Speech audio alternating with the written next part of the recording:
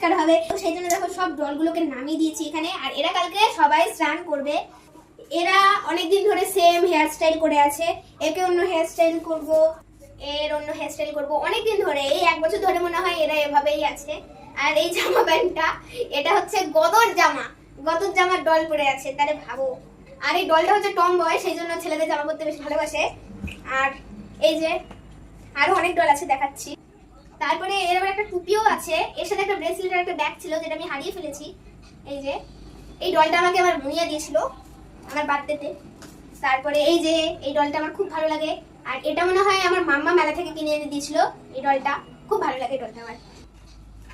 কিন্তু আমার ডল নিয়ে খেলতে ভালো লাগে না, এমনি ডলগুলো ছবিতে সাজিয়ে রাখতে খুব ভালো লাগে। তারপরে এই যে ডলটা, এটা কিন্তু আমি খেলার জন্য নিইনি, এমনি সাজিয়ে রাখার জন্যই নিয়েছি। এই দেখো, এটা কিন্তু মেলা বাজার থেকে নিয়েছিলাম, এত সুন্দর লাগছিল, অনেকগুলোই কালার ছিল। আর ও এই ডলটা আমাকে কে দিয়েছিল? এই ডলটা হচ্ছে আমাকে বড় দুজন দিয়েছিল যখন শিলিগুড়ি থেকে এখানে এসেছিল মেলা দেখতে। এই যে ডলটা দিয়েছিল। আর যেই ডলটা আমার সব থেকে বেশি ভালো লাগে সেটা হচ্ছে এটা।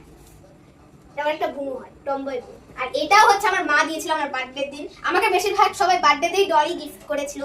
এই যে এই চুটকিটা, এটাও ধুতে হবে কালকে, অনেক নোংরা হয়ে গেছে। এটাও কিন্তু আমার মুনিয়া দিয়েছিল। এটা এমনি গিফট করেছিল, এমনি বার্থডেতে দেয়নি, এমনি নর্মাল দিয়েছিল। আর এই যে এটা কিছুদিন আগে এটা মাম্মা আমাকে দিয়েছে, বেশি নোংরা হয়নি, তো কিছুদিন আগে যে মেলা বসেছিল ওখান থেকেই কিনেছে। খুব সুন্দর লাগে।